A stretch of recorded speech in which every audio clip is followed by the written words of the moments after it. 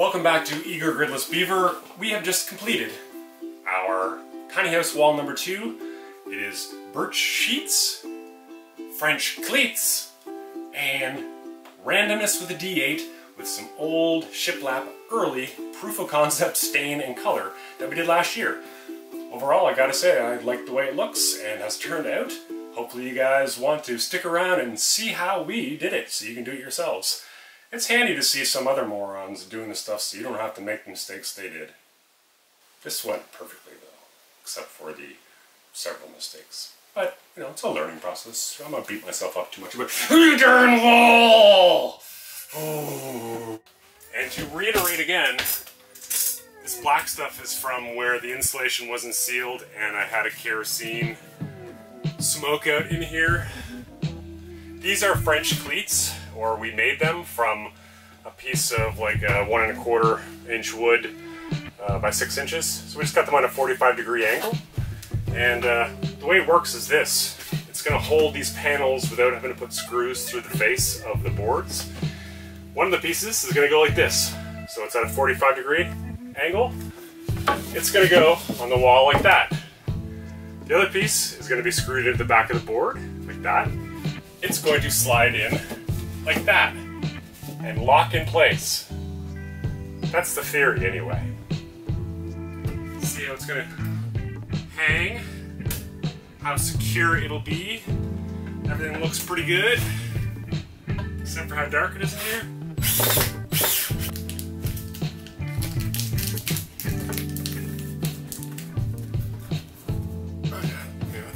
That is solid. Just like this, it's very solid. So you can see, this piece is here. It has the slant on it. This is slanted this way.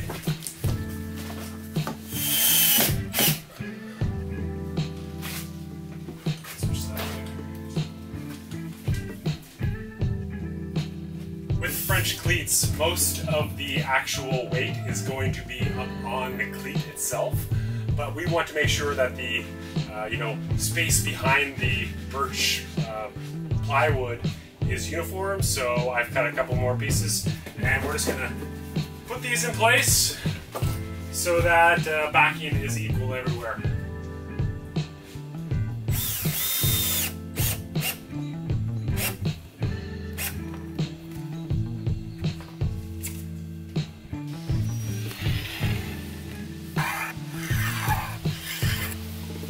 Have the cleat onto the board that we're going to now put up and attach to the other cleat that we have on the wall inside. So we are just drilling a hole through the birch sheet for one of our lights. We don't really have the tools we need, but we're going to keep going because it worked before. Power cord coming through the wall here. This is the 12-volt system we have for lights and such.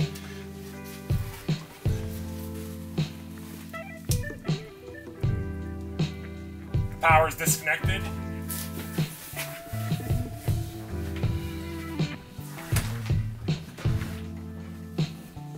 Okay.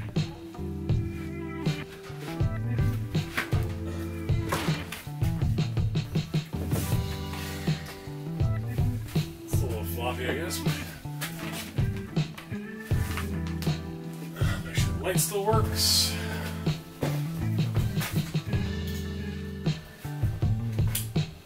Huzzah! Yeah, it's looking pretty sweet. I think we're gonna need to tack it in at least that one spot down below. Just down here I think would be enough.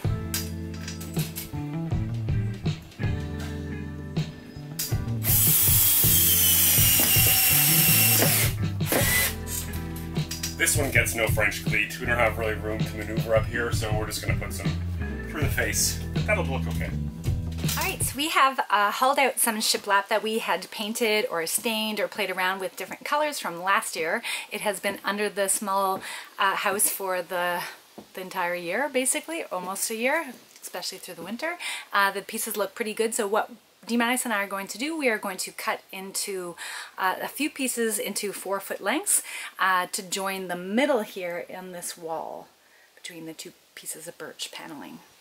we have completed the easy part, which was cutting these boards behind me in 4-foot lengths. Now the hard part is just to assemble it into a pattern that we like, and we're going to then decide on putting it up on the wall. And welcome back to Eager Gridless Beaver. We are in the process of trying to finalize our back wall in between our birch panels, sidewall in between our birch panels. We've had quite a time discussing it today. We've put up and down the wall many times and we can't come to a decision. So how are we going to decide it? We are going to be using a D8. Here we have it, a D8. And as we roll, every time we roll, we are going to be using the number to decide what color is going to go on our wall. It's pretty bold and brash, but we can't come to a decision. I like some stain, A-Star likes the paint, so we are going to let the randomness gods decide our style for our tiny house wall. You ready for this? Casseroons. Okay, so you got review your numbers here. You have 1, which is the distressed red and green. 2, which is a free pick of anything you want. 3, which is an orange stain. 4, which is like a mint green whitewash color. The next is a brownish and mottled stain. It's dark andalite. The wood was a nice piece. A whitewashed, really whitewashed wood with coffee and a coffee-based stain that we used, just with a little bit of a whitewash on top. It came out really well. I really like it. It's one of my favorites. Number 7 is going to be totally random again. You can pick whatever you want. And 8 is select a white. And select a white means you can pick anyone you want. We're going to be using some. Yeah. So with that being said, let's do rock paper scissors to see who goes first. That's 2 to 3 though. Yeah. That's 3 to 5. Let's do it. You have to beat me to 3 to 5 though. Dang rock. Okay, here you go. First roll. Come on, orange. We have a 5. Just put it there in the corner and then we'll review at the end. Woo, how exciting. Our first actual random color picked. Here we go. 7, free pick.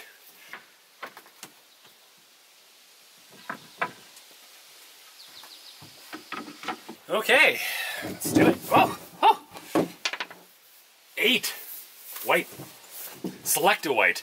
Select a white is a very interesting category. We've got 3 different stains of white, pure white, an off-white whitewash, and one that's just been really poorly painted. 2. Free pick. What do you think so far? Pretty crappy. Actually, it'll be fine because all my colors will be at the top. Right. So that's the way to think about it. Let's see. Number 7. Yeah. Another free choice. Let's see this next roll of yours.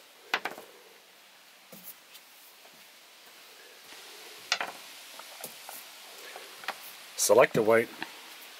So far on the... I am not minding it, but we'll see when we go to the top because it could be really awful. But I do like the combination that we have going on in the last 5 rolls. But that red. Yeah.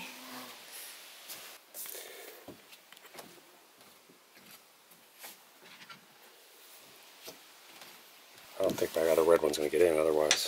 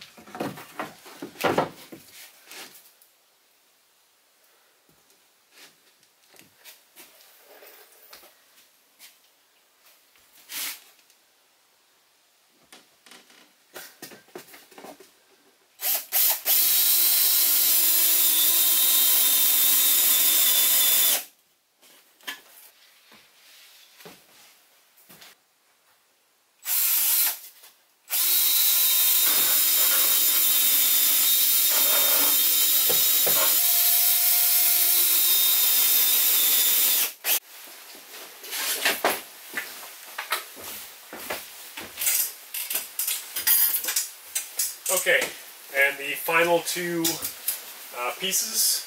These were cut to the same angle.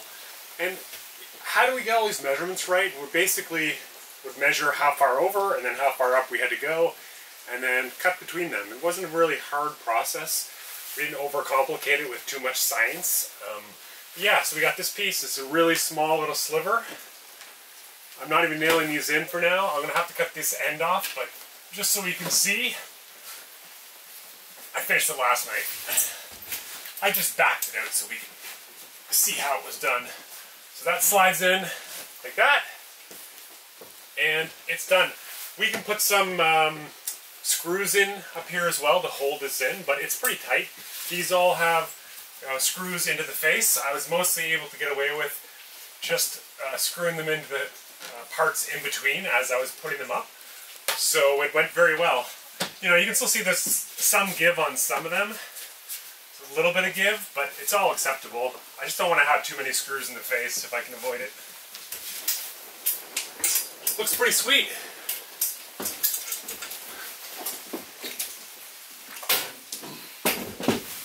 Anyway, thanks for sticking around and watching. We really appreciate it. If you like to see more about tiny houses and our tiny house project, click on some of our links. We'd appreciate it if you subscribe or watch the rest or send us $1,000. I like that part. Where I ask people to do things? Well then, if you could also come in here and finish our jobs for us, that would be great too.